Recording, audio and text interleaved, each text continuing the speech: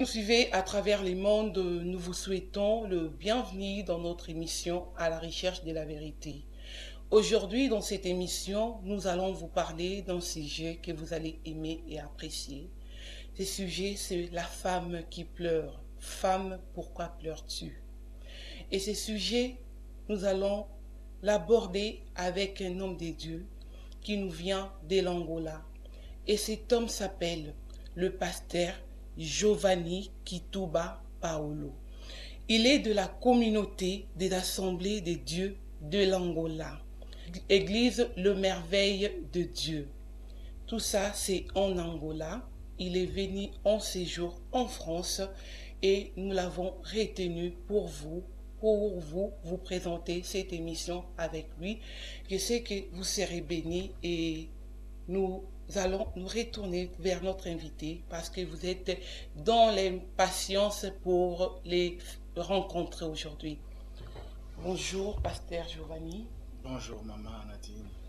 Nous vous souhaitons le bienvenu sur notre plateau de EPV TV. Merci beaucoup, maman. Merci.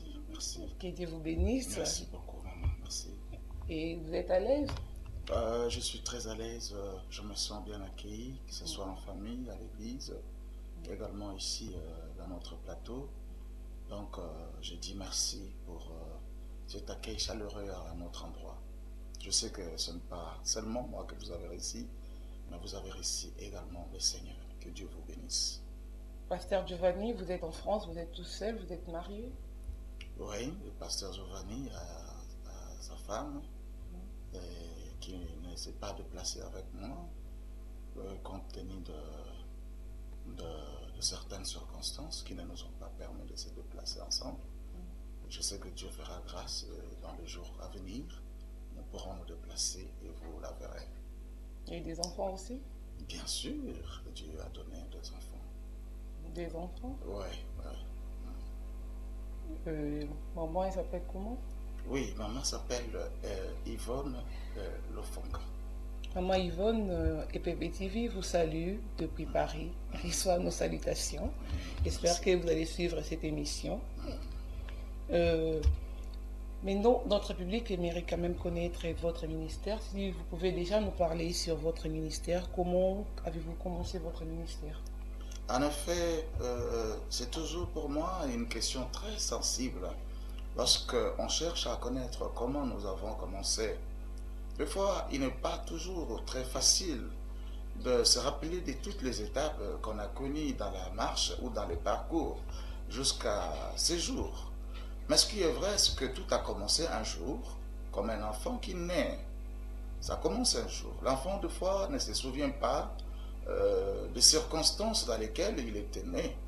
À moins que peut-être on puisse le lui dire, que voici, quand tu étais né, ça s'est passé ici et ici. Mais pour nous, cette naissance à Christ, ça ne s'est pas effectué exactement comme un petit enfant biologique.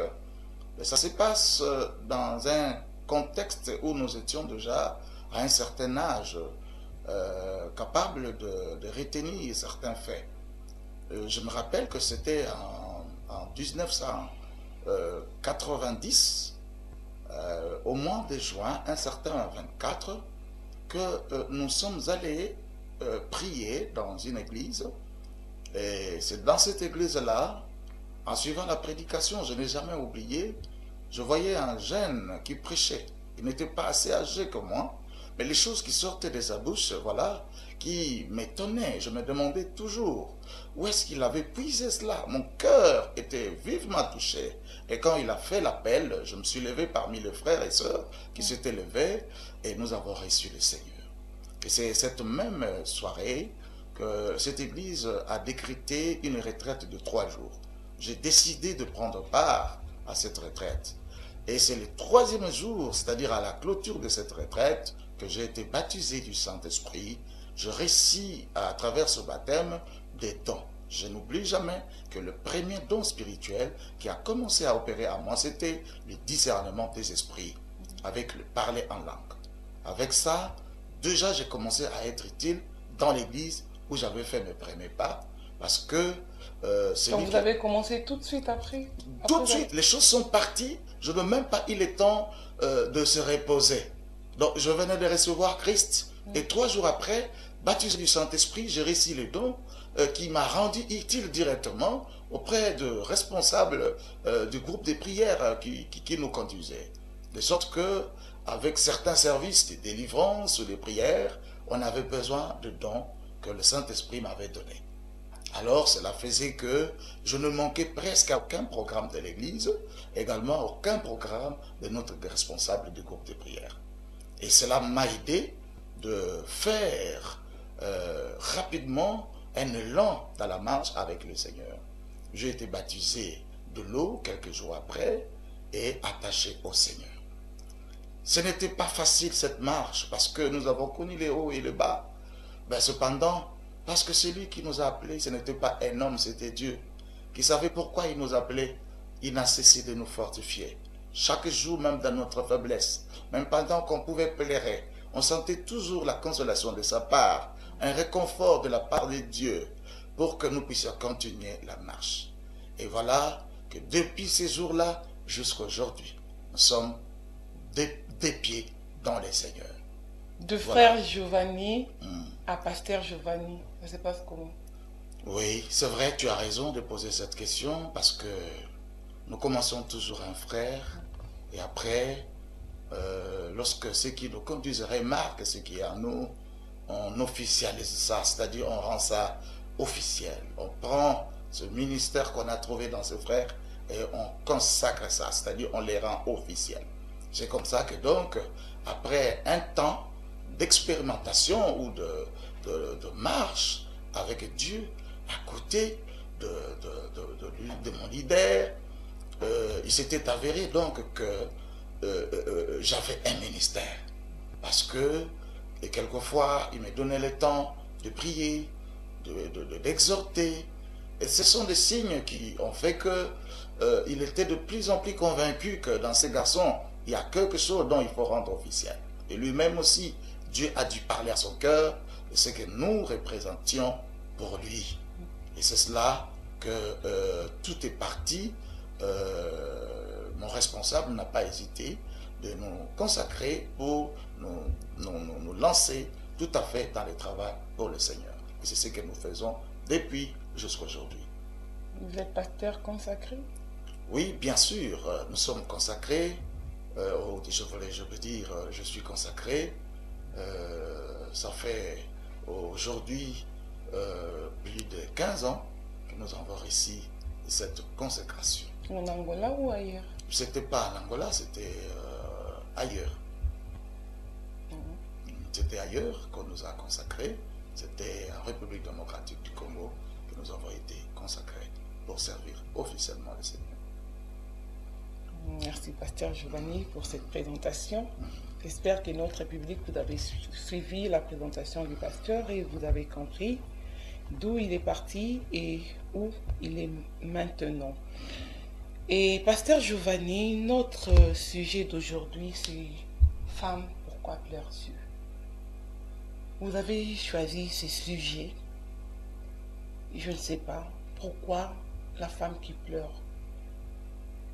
Pourquoi pas prendre la femme qui rit, la femme qui danse, la femme qui se réjouit, mais vous avez choisi la femme qui pleure. Merci beaucoup, maman. Je sais que Dieu nous donnera d'autres occasions pour essayer de parler de la femme qui rit, de la femme qui danse ou de la femme qui chante. Et pourquoi pas de la femme qui cuisine. Ben, du moins pour aujourd'hui, Dieu a voulu à ce que nous puissions parler de la femme qui pleure. Et je crois que ce n'était pas choisi au hasard, ce sujet. L'Esprit de Dieu était en train de me parler à travers un passage des Écritures. Et si le peuple de Dieu qui nous suit à travers le monde est disposé, on va lire ensemble un texte dans l'évangile de Jean, chapitre 20, verset 11 jusqu'au verset 18. Je dis l'évangile de Jean, chapitre 20, verset 11 au verset 18. Je lis. Cependant Marie se tenait dehors, près du sépulcre, et pleurait. comme elle pleurait, elle se baissa pour regarder dans les sépulcres. Et elle vit deux anges vêtus de blanc, assis à la place où avaient été couchés les corps de Jésus. L'un à la tête, l'autre aux pieds. Ils lui dirent, « Femme, pourquoi pleures-tu » Elle leur répondit, « Parce qu'ils ont enlevé mon Seigneur, et je ne sais où ils l'ont mis. » En disant cela, elle se retourna et elle vit Jésus debout. Mais elle ne savait pas que c'était Jésus. Jésus lui dit, « Femme, pourquoi pleures-tu? Qui cherches-tu » Elle, pensant que c'était le jardinier, lui dit, « Seigneur, si c'est toi qui l'as emporté, dis-moi où tu l'as mis, et je le prendrai. » Jésus lui dit, « Marie. » Elle se retourna et lui dit en hébreu, « Rabouni », c'est-à-dire « maître ». Jésus lui dit, « Ne me touche pas, car je ne suis pas encore monté vers mon Père, mais va trouver mes frères et dis-leur que je monte vers mon Père et votre Père, vers mon Dieu et votre Dieu. » Marie de Magdala alla annoncer aux disciples qu'elle avait vu le Seigneur et qu'il lui avait dit ces choses. Je crois qu'en lisant ces passages, les frères et sœurs qui nous suivent à travers le monde peuvent déjà avoir une idée de la circonstance dans laquelle se passe cette histoire. En effet, Jésus était mort et enterré. La nouvelle s'était répandue dans tout le pays que celui qui s'appelait le Christ, qui se disait le Christ, était tué, était donc mort et il était enterré. Alors, si pour les uns, c'était une réjouissance, mais pour les autres, dont notamment les gens qui lui étaient proches, ses disciples et ses femmes qui l'accompagnaient dans le ministère, pour ce petit groupe, c'était la tristesse. Parce qu'ils venaient de perdre l'homme qui était plus important pour eux.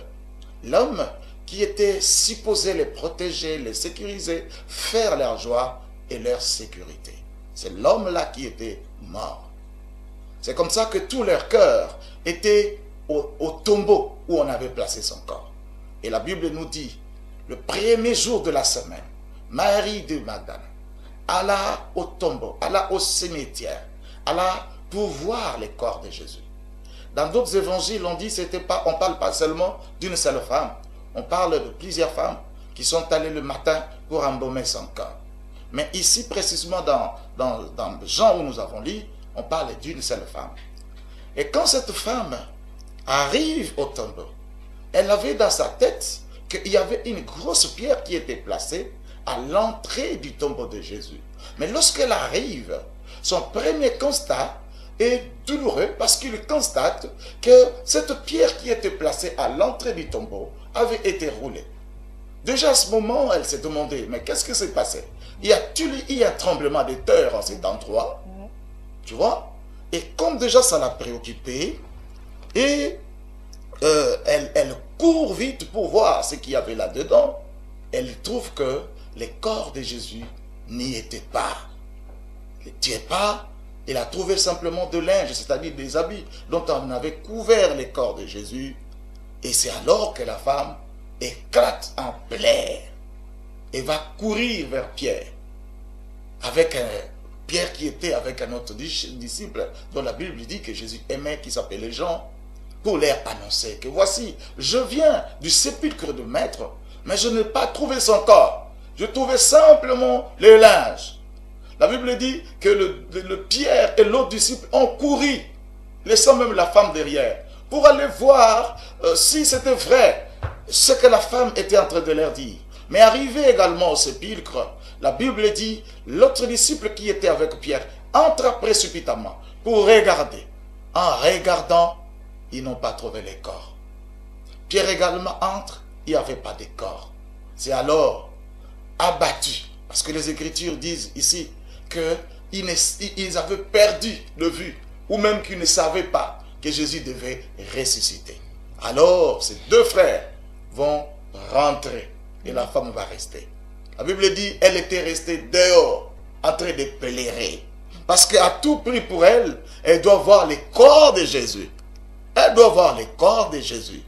Elle plaît à tort ou à raison? Je ne sais pas. Nous allons voir à travers la suite de notre mission comment nous allons essayer de développer la pensée. Mais si nous devons rester dans les contextes, du moins la femme plairait. Parce qu'il y avait une cause. C'est la chose dont elle désirait voir, elle n'en avait plus. La personne dont elle devait voir ou rencontrer, elle n'était plus à mesure de la rencontrer. C'était ça la source ou la cause de son problème. Et pourquoi j'ai choisi la femme qui plaît? La femme dont je vais parler, je pense que ça peut être la femme au sens strict du mot. Une épouse, un être féminin que Dieu a créé pour rester avec un homme. Mais je parle aussi de la femme en tant qu'une âme. Et quand c'est une âme, donc ça peut être même un homme aussi, mais qui est en train de pleurer, poussé par une situation quelconque.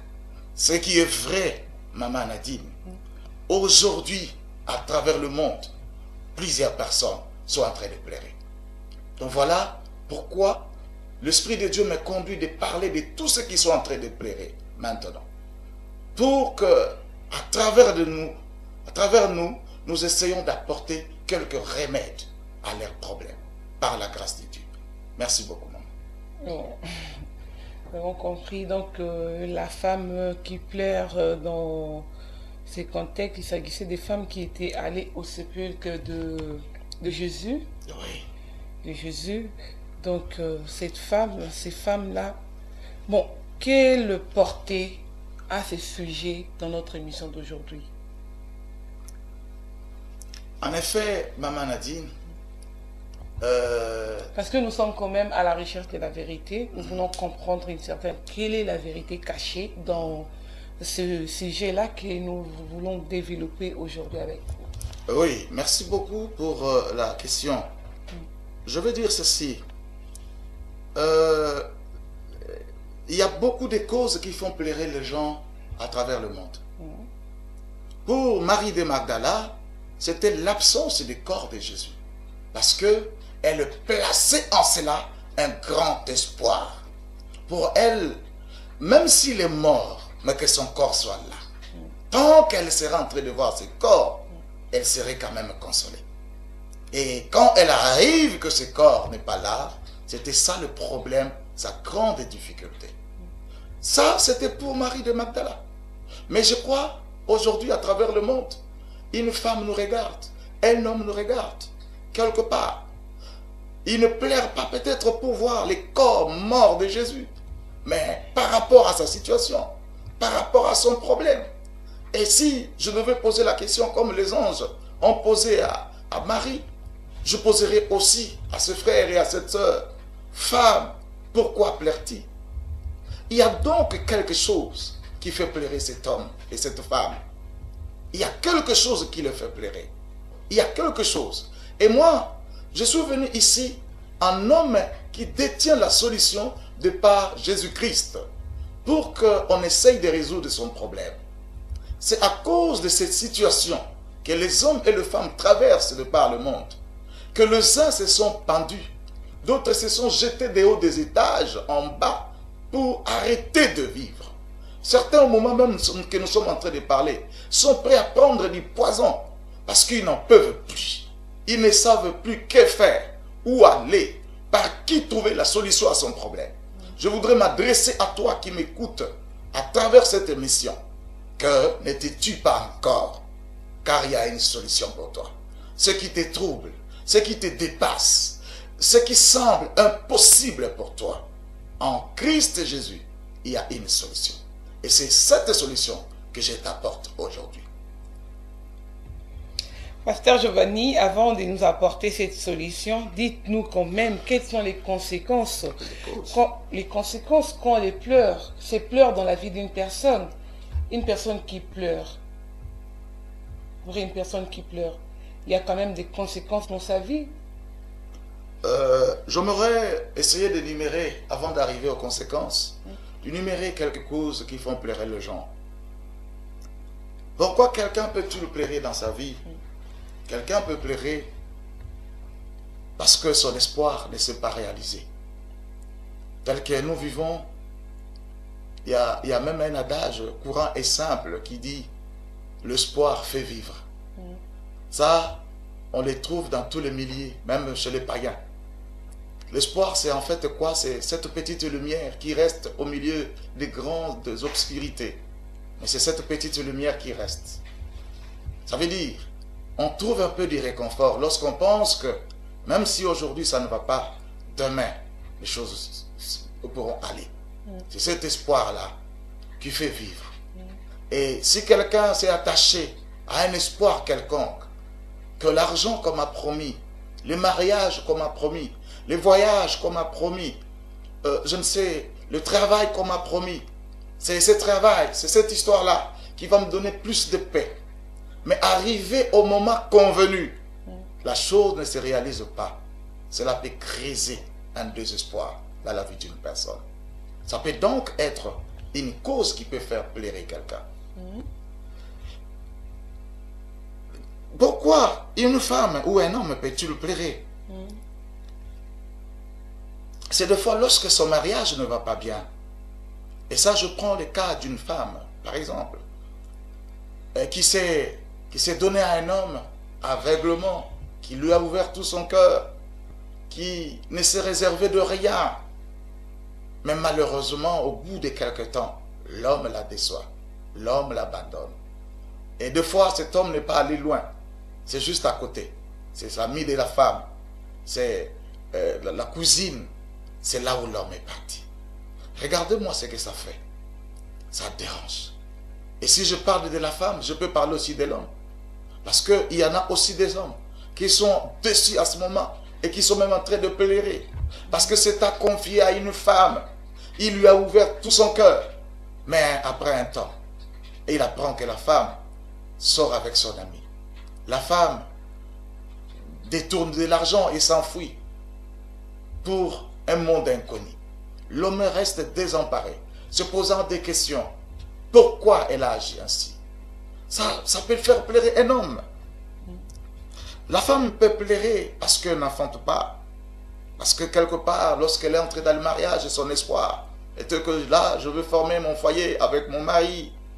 Et arrivé là-bas, il lui arrive de ne pas mettre au monde des enfants. Eh bien, les causes pour cela peuvent être nombreuses. Mais est-il qu'elle n'a pas mis au monde? 10 ans après, c'est la belle famille qui s'élève. C'est les quartiers qui s'élèvent. On l'appelle stérile. Ce sont des critiques, ce sont des moqueries. Ben voyez-vous, cette femme peut pleurer aussi dans son cœur. Quels que soient les encouragements de son mari, quelles que soient les motivations, toutes les bonnes choses que son mari peut lui dire. Mais tant qu'il n'y aura pas d'enfant dans la maison, son cœur sent un vide. Et elle peut aussi pleurer.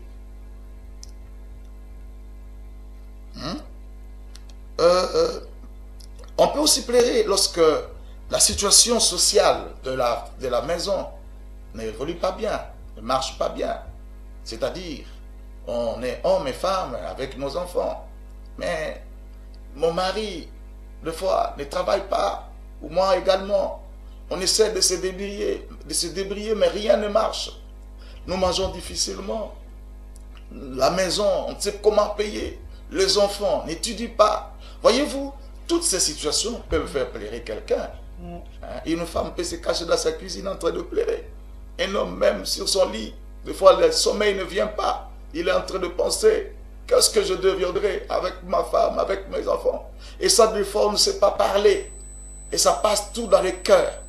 Parce que l'homme déjà sait que si moi je pleure, c'est fini. J'ouvre la porte au pleurs, ma femme va pleurer, les enfants. Mais il pleure lui-même dans son fort intérieur. Un parent peut pleurer parce que ses enfants ne se marient pas. Il a mis au monde des enfants qui sont, pour les filles, elles sont jolies. Elles ont peut-être étudié. Mais jusqu'à un certain âge, elle voit ses enfants ne pas se marier. Mais la maman peut pleurer. Mais comment les enfants de mes amis se marient? Mes enfants ne se marient pas. Ça peut être le cas d'une maman qui nous écoute à travers cette émission. Quand tu regardes tes enfants, tu pleures. Tu regardes les enfants de tes amis, deux fois, elles ne sont même pas jolies par rapport à tes enfants. tu pleures dans ton cœur. Donc, pleurer, ça a plusieurs causes. Lorsqu'on a des enfants qui ont étudié et qui ne trouvent pas du travail, et même des fois quand ils ont du travail, mais leur vie n'évolue pas, ça fait pleurer un parent quelque part. Parce que tout bon parent aimerait voir ses enfants réussir dans la vie. Pourquoi les enfants de ses amis réussissent et ses propres enfants ne réussissent pas? Donc quelqu'un peut pleurer. Il investit de l'argent dans une affaire. Quelque temps après, l'affaire disparaît. Il est escroqué. On lui détourne de l'argent. Ou même l'affaire décède carrément. Donc il n'y a pas de progrès dans ce qu'il fait. Mais quelqu'un peut pleurer après avoir repris plusieurs fois, 2 fois la même chose, mais ne constate pas le progrès. Ça fait pleurer. Donc, Maman Nadine, j'aimerais que tu comprennes, si je dois continuer à énumérer des causes qui font pleurer les gens à travers le monde, une femme peut pleurer parce qu'elle voit son enfant mourir. Elle aimerait qu'elle meure avant son enfant. Comment moi, qui ai vécu avant plusieurs années que cet enfant, je continue de vivre, mais mon fils ou ma fille qui est encore jeune meurt avant moi. Ça peut faire pleurer une maman pendant plusieurs années. Ouais, lorsque le travail ne va pas bien, ça peut être une cause aussi qui fait pleurer. Quand une fille a un âge avancé et que le mariage aussi ne vient pas, ça peut aussi le faire pleurer. Hein? Parce qu'elle a des amis avec lesquels elle a étudié, elles sont parties, elles sont mariées, elle ne fait qu'assister ou prendre part à des mariages de ses amis. Mais pour lui-même, pour elle-même, ça ne vient pas. Eh bien, elle peut pleurer aussi. Pourquoi moi seulement? Pourquoi ça ne vient pas pour moi? Hein? Quelqu'un peut pleurer lorsqu'il ne guérit pas d'une maladie. Hein? La maladie, c'est déjà 5 ans aujourd'hui. C'est déjà 10 ans aujourd'hui. On s'est fait soigner dans tous les hôpitaux meilleurs du monde. On a pris le médicament meilleur du monde. Mais la guérison ne vient pas. Toi qui m'écoutes à travers cette émission, tu peux te trouver dans cette condition. Tu pleures pour des causes que j'ai énumérées ou même que je n'ai pas énumérées. Quelle que soit la cause qui te fait pleurer, c'est de toi que je parle. Dieu connaît ta situation. Parce que quelquefois, tu t'es demandé, est-ce que vraiment Dieu va me plaire? Est-ce que Dieu me voit? Est-ce que Dieu me connaît? Donc, je veux te dire et te rassurer que c'est toi qui penses que Dieu ne te connaît pas. Moi, je viens te dire, Dieu te connaît. Dans ton problème, ça te fait pleurer. Tu verses des larmes comme du sang. Parce que ton espoir est complètement détruit. Qu'à travers cette émission, naisse en toi un nouveau espoir. Maman, je ne sais pas si je répondis. Oui, pasteur, vous avez déjà, là, vous venez d'énumérer les causes. Les causes d'une femme qui pleure. On a parlé de la femme qui pleure ici. Si je comprends bien, vous parlez et des hommes et des femmes. Vous parlez pas d'une femme, vous parlez de femmes en tant qu'âme, ou bien vous parlez de femmes en tant que de sexe. Je suis en train de parler de la femme en tant qu'une personne. Et ça peut être aussi une femme au sens strict du mot. Parce que elle fait partie de personnes. Mais j'aimerais que ce message ne concerne pas seulement une catégorie de personnes, que ça concerne plutôt toutes les catégories, dont je parle de l'homme et de la femme. Ce message, je voudrais que ça les concerne. Car je crois que à travers cette émission, les hommes comme les femmes sont en train de nous suivre. Il y a les femmes qui sont abattues, qui sont en train de pleurer. Il y a aussi des hommes qui sont abattus et qui sont en train de pleurer. Donc j'aimerais qu'à travers cette émission, nous aidons l'homme comme la femme à pouvoir retrouver de l'équilibre pour se redonner de la force, se relever et continuer à vivre. Au lieu d'arrêter de vivre. Parce que le plus grand danger en face des situations qui font pleurer, c'est que quelqu'un peut décider d'arrêter sa vie. C'était la sous-question que tu m'as posée tout à Les l'heure. conséquences. Quelles sont les conséquences? Oui. Hein? Quelles sont les conséquences qui peuvent en découler de toutes ces situations qui font plairer les gens? En effet, lorsque quelqu'un a plairé sans avoir d'hélicie, il va chercher à résoudre le problème selon lui-même. Et lorsqu'on en vient à cette piste des solutions par soi-même, là ça devient très dangereux. Parce que si les gens peuvent décider d'arrêter de vivre, ce qui est déjà encore un péché, parce que tu ne dois pas tuer un homme. Et cela ne concerne pas l'autrui seulement. Même ta propre vie, quand tu la détruis, quand tu la tues, tu pèches contre l'Éternel. Et ça, Dieu ne te permet pas que tu puisses arrêter de vivre. La Bible dit, tu ne tueras pas. Ce n'est pas seulement par rapport aux autres, même par rapport à toi-même. Bien-aimé, Dieu t'a créé pour un but. Je sais que ton problème est douloureux. Ça choque. Et depuis que tu cherches la consolation, personne ne vient pour te consoler. Personne ne vient pour t'aider. Et c'est pourquoi Dieu a permis qu'à travers cette émission, nous te raconterions. Ou que toi, tu nous racontes. Nous sommes donc en train de t'apporter un remède par rapport à ça. Donc prête l'oreille jusqu'à la suite de notre mission. Tu auras un remède à ton problème. Et ça, c'est pour le cas de ceux qui décident d'arrêter leur vie. Mais quelqu'un autre peut aussi carrément décider de se transformer en voleur ou en bandit. Il reste beaucoup de temps, il n'a pas du travail. Il fait des efforts pour en trouver, ça ne vient pas. Et c'est normal. Et finalement, il dit, ben, je suis quand même un grand garçon. Je suis une grande fille. Mais laisserai-je mourir ainsi? Non. Alors il faut que je me lève pour trouver des solutions.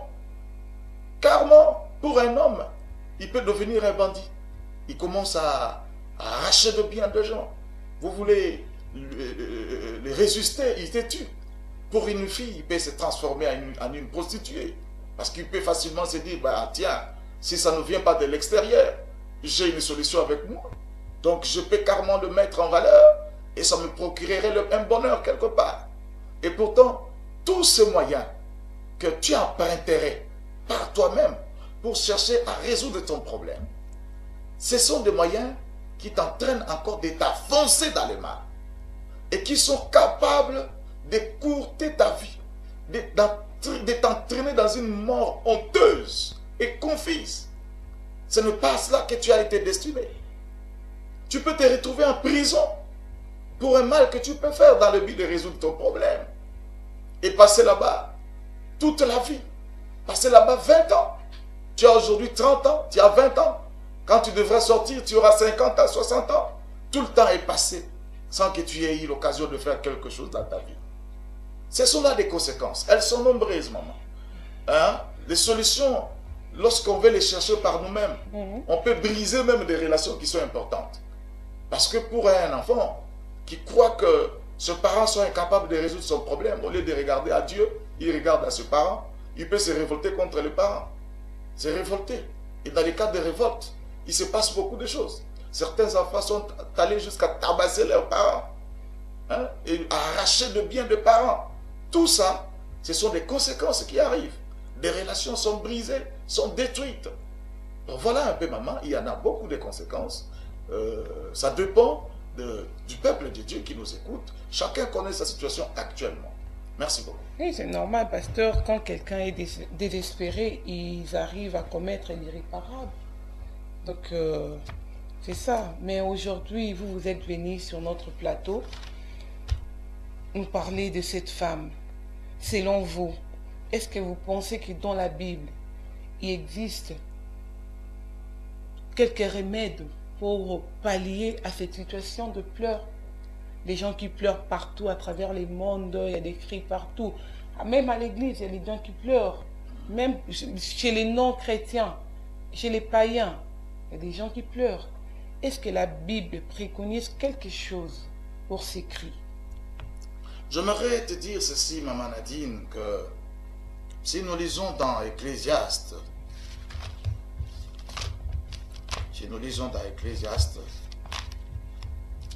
chapitre 7, verset 14.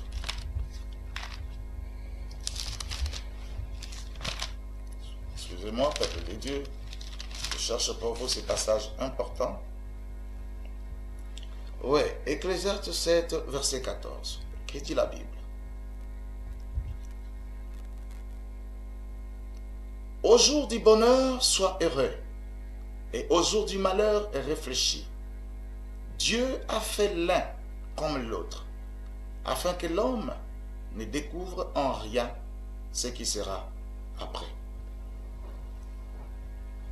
Le jour que je raconterai ces passages dans la Bible, ça était pour moi un grand sujet de réflexion. Et c'est ce que j'aimerais faire comprendre à mon frère et à ma soeur qui me suit à travers cette émission. La Bible dit, au jour du bonheur, sois heureux, et au jour du malheur, réfléchis. Car c'est Dieu qui a fait l'un comme l'autre. C'est-à-dire, c'est Dieu qui a fait le jour du bonheur, et c'est encore Dieu qui occasionne le jour de malheur. Donc, on peut résoudre ici le nombre de jours que Dieu a créés en 2 jours. Le jour de bonheur comme le jour de malheur. Et c'est ce qui se passe dans la vie des hommes. Il y a toujours ces 2 choses qui se répètent. Un bonheur et un malheur. Ça marche ensemble. Je sais que pour celui qui me suit, peut-être il peut dire, pasteur, laisse-moi. Le bonheur là, je ne le connais même pas. Je ne connais que le malheur, ça ne fait rien. Mais je sais que même le souffle de vie que tu as, c'est un bonheur. Je sais que même la force que tu as de parler, c'est là encore un autre bonheur que Dieu te donne. Et parce que Dieu te laisse en vie, parce que Dieu te donne le souffle, Dieu te réserve pour une surprise. En effet, si tu avais cessé d'être important sur la terre pour Dieu, c'était simple pour Dieu. C'est de t'enlever de la terre pour te faire reposer dans l'éternité. Mais tant que tu marches encore sur la terre, tu es dans le programme de Dieu. Dieu a fait le jour du bonheur et dit à l'homme, en ce jour-là, où tout semble bien marcher, tout semble sécurisé, tout semble réussir, réjouis-toi. Parce que le bonheur vient pour que l'homme se réjouisse. Donc Dieu, c'est Dieu qui crée ce bonheur, pour que l'homme se retrouve dans des états de joie. Donc ce n'est pas un péché que de se réjouir, que d'être heureux parce que tout marche bien. C'est même ça, ce que Dieu désire pour la vie de son peuple. Mais si nous pouvons nous réjouir lorsque arrive le jour de bonheur, nous devons aussi apprendre à supporter, même lorsque viennent les jours de malheur. Pourquoi la Bible dit au jour du malheur, il faut réfléchir? Parce que c'est en réfléchissant qu'on peut résoudre un certain nombre de problèmes dans sa vie. Vous savez, bien-aimés, souvent l'homme, lorsqu'il est dans le bonheur, lorsque tout va bien dans la vie de l'homme, il arrive même que l'homme, des fois, ne pense même pas à Dieu. Il commence à croire qu'il a obtenu ces choses par ses propres efforts, par son intelligence, par ses capacités, par ses relations. Or, dans la pensée de Dieu, il n'en est pas ainsi. Dieu aimerait que l'homme même, qui est prospère, reconnaisse qu'il a obtenu cela de lui, c'est-à-dire de Dieu. Et quand l'homme commet déjà une erreur, de commencer à croire que ce sont ses forces qui lui ont donné le moyen, Dieu va attirer cette personne dans un malheur. Pour le permettre de réfléchir. Parce que lorsque vient un malheur, l'homme doit toujours réfléchir au sens de dire, pourquoi me vient ce malheur? Et dans le pourquoi, donc il cherche la cause. Et dans la recherche de la cause, il peut aussi se dire, il peut aussi trouver que, ah, c'est parce que je ne peux pas honorer la parole de Dieu. C'est parce que je n'ai pas obéi à Dieu que ce malheur me soit arrivé. C'est parce que je fais un péché quelque part que ce malheur me soit arrivé. Donc ça aide cette personne à pouvoir redresser sa marche pour ne pas réchiter encore dans les mêmes erreurs du passé. C'est pourquoi le malheur qui vient dans la vie de l'homme, le malheur vient pour aider l'homme à pouvoir décider sur sa prochaine marche. De sorte qu'il ne retombe plus dans les erreurs du passé. Et le malheur, ça peut revêtir plusieurs formes. Le malheur, ça peut être aussi, excusez-moi, une école de Dieu.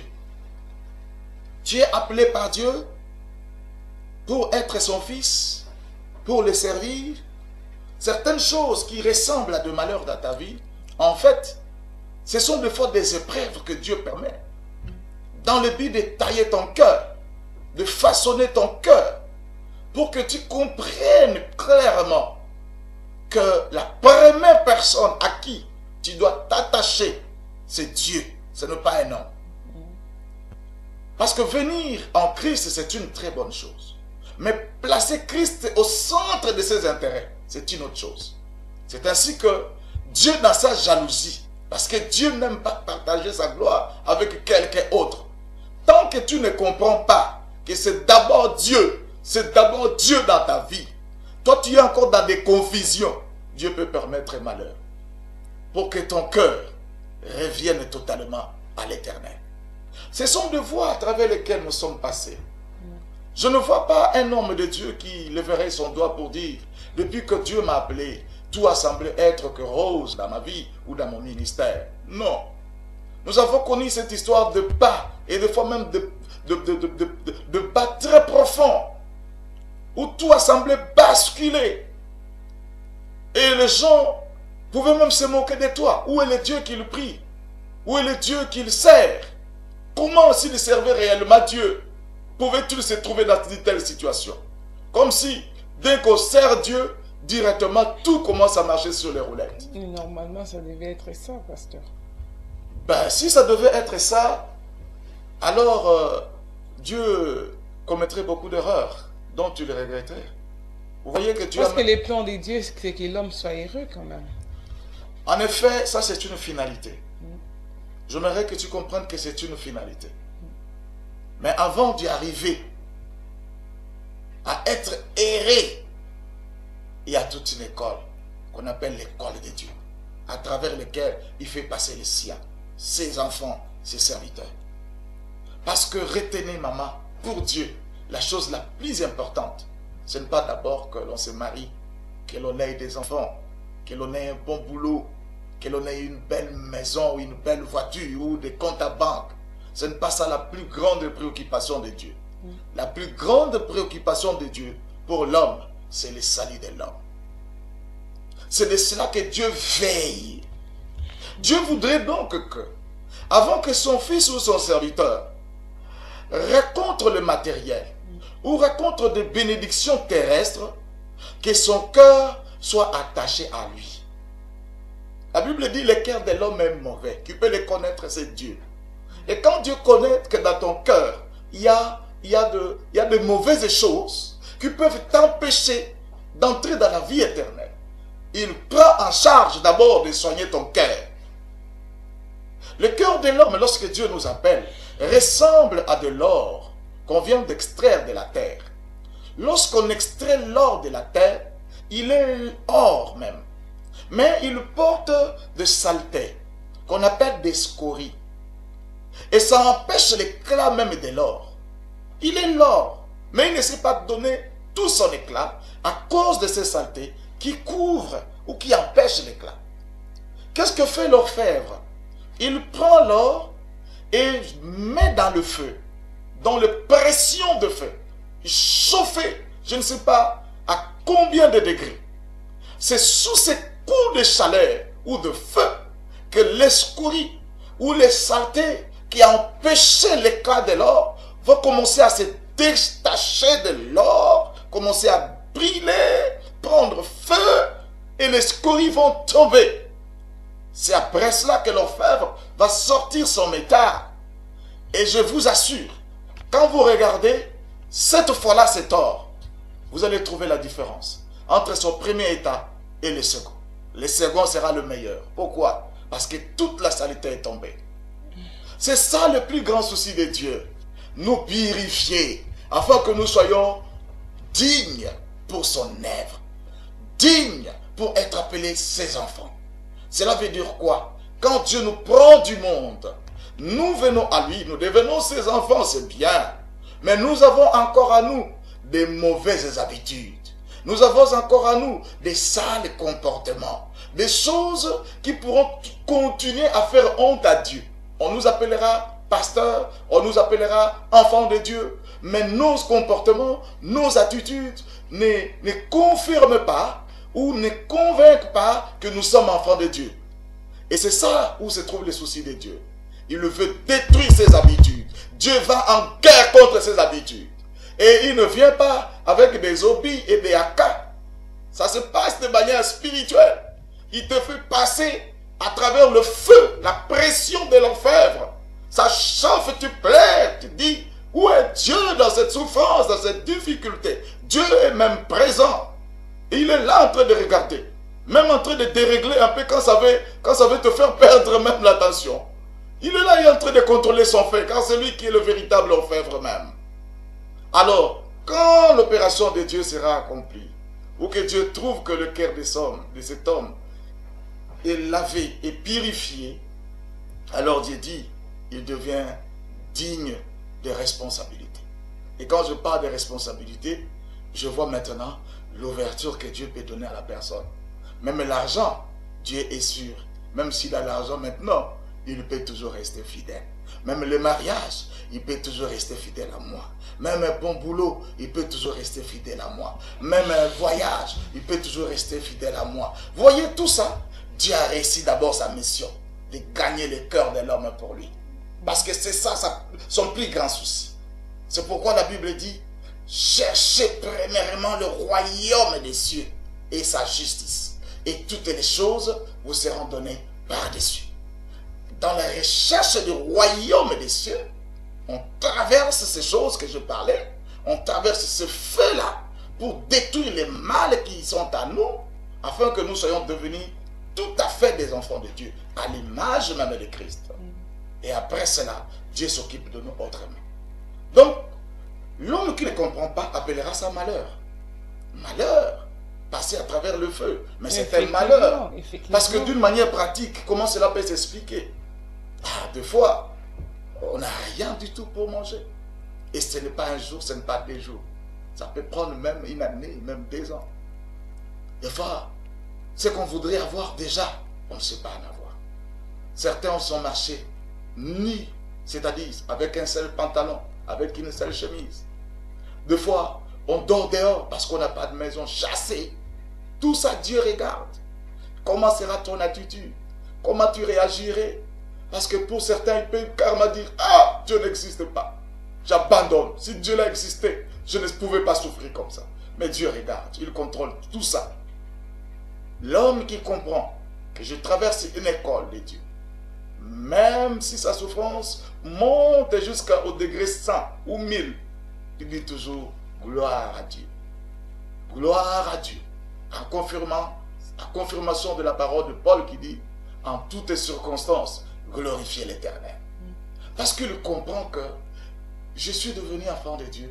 Donc ces choses qui m'arrivent, ce ne sont pas des hasards. C'est Dieu qui le permet. Nous avons lu ici, Dieu a créé les jours de bonheur et c'est encore Dieu qui a créé les jours de malheur. Et la Bible dit, il fait toutes choses avec un but. Donc même les jours de bonheur, c'est pour un but. Les jours de malheur, c'est aussi pour un but. Et souvent, c'est pour ramener les cœurs des hommes envers lui.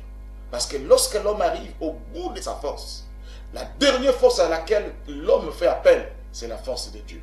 Il commence à dire, Dieu, si tu existes. Dieu, si tu existes. Tu vois? Et Dieu fait quelquefois que l'homme arrive jusqu'au niveau de crier, Jésus, sauve-moi. Alors il intervient. Pasteur Joanny, nous arrivons vraiment presque à la fin même de cette émission. Je vais vous laisser un temps pour votre mot de la fin, parce que l'heure vraiment est partie. Qu'est-ce que vous pouvez dire à la femme qui pleure aujourd'hui pour la réconforter? Je dis à tous ces frères et sœurs qui pleurent à travers le monde, si vous lisez Romains chapitre 8, verset 28, Romains 8, verset 28, la Bible dit, toutes choses concourent au bien de ceux qui aiment Dieu. Toutes choses concourent au bien de ceux qui aiment Dieu et surtout de ceux qui sont appelés selon son don des saints. Je lis les Écritures. Nous savons du reste que toutes choses concourent au bien de ceux qui aiment Dieu, de ceux qui sont appelés selon son dessein. Bien-aimé dans le Seigneur, je sais que c'est difficile de te consoler, mais laisse que seule la parole de Dieu puisse te consoler. La Bible dit, nous savons du reste que toutes choses concourent au bien de ceux qui aiment Dieu. Quand on parle de toutes choses, on parle de deux temps. Le bon temps comme le mauvais. Ça travaille ensemble. Mais pour arriver quelque part à un bien. Donc on ne voit pas d'abord un bien, mais on voit ces temps qui peuvent être même dominés par les temps mauvais, les temps de difficultés, des cris de souffrance. Des fois ça relâche un peu, ça te donne un peu de paix. Et cette paix ne traîne pas, c'est les troubles qui reviennent encore. La Bible dit, concours au bien, travaille pour le bien. Donc toi qui m'écoutes mon frère, je veux t'annoncer à travers cette émission, tous les événements que tu as vus dans ta vie, je ne les connais pas. Tu les connais. Mais je suis venu seulement te dire que ça travaille pour ton bien. Ce bien-là est caché aujourd'hui. Mais dans quelques temps, tu le verras. Et quand tu vas voir ce bien, tu vas glorifier Dieu. Ah! Tout ça, c'est arrivé pour que j'arrive aujourd'hui à devenir comme ça. Pensez un seul instant à quelqu'un comme Joseph, qui pouvait pleurer lorsque déjà il était haï par ses frères, même des fois par ses parents, parce que papa même était pris de colère, il les regardait et dit, que veux-tu dire? Moi, ta mère et tes frères, nous viendrons nous prosterner devant toi. La Bible dit à partir de ce jour, ses frères le prirent en haine et ils ne pouvaient lui parler avec amitié. Il vivait déjà une ambiance morose au sein de sa propre famille. Donc il pouvait aussi se poser des questions, mais pourquoi tout ça, ça m'arrive? Lorsque ses frères le prennent pour le mettre, le jeter dans une fosse, dans le but de les tuer, là, de jeune qu'il était, il pouvait toujours pleurer pour dire, pourquoi Dieu permet de telles choses dans ma vie? Qu'est-ce que je fais? Pourquoi seulement moi? Pourquoi moi seulement? Pourquoi? Oui, pourquoi moi, Pasteur Giovanni? Nous sommes vraiment à la fin, nous sommes vraiment désolés. Nous regrettons parce que il fallait encore être là et vous partez déjà. Vous retournez en Angola. Mais c'est pas grave, prochainement, lors de votre prochain séjour en France, nous serons toujours dans la joie de vous accueillir sur notre plateau. Si vous pouvez dire bonjour à 3 ou 2 personnes sur EPV TV. Merci beaucoup. J'ai plusieurs personnes à qui je peux dire un bonjour et même un réconfort. Je pense premièrement ici à ma femme, Yvonne Lofonga. Et que Dieu la bénisse là où elle est. Je sais qu'elle va suivre la mission. Et je bénis aussi mes enfants à la maison. Je bénis ici Naomi, Pata, que Dieu soit avec elle. Je pense à tous les frères et sœurs de l'Église et de toute la communauté en Angola. Je pense aussi à tous les bien-aimés qui sont en République démocratique du Congo. Et je pense à tous les hommes de Dieu qui sont répandus dans le monde, qui sont en train de souffrir pour la cause du Seigneur. Que Dieu puisse les fortifier et les protéger. Merci maman, je dis aussi un grand merci à toi, ma soeur Nadine qui m'a réussi à travers cette émission, qui a permis que ma voix soit entendue à travers le monde. Je bénis également le responsable de cette chaîne de télévision, à la personne du pasteur Constat, de l'église Chapelle de Victoire, Paris.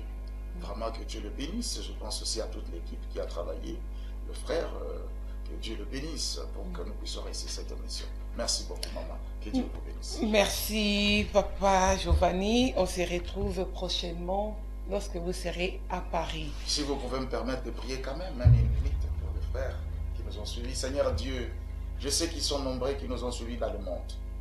Ils sont dans des problèmes. Ils sont en train de pleurer. Je te demande d'intervenir. Que ces frères ne pleurent plus. Que cette femme, que cette sœur ne pleure plus. Sache cela dans le nom de Jésus. Donne la solution. Que la porte de la solution s'ouvre devant lui. Je vous bénis au nom de Jésus. Amen. Amen. Merci, pasteur. Nous sommes arrivés à la fin de notre mission à la recherche de la vérité sur les thèmes de femmes. Pourquoi pleures-tu?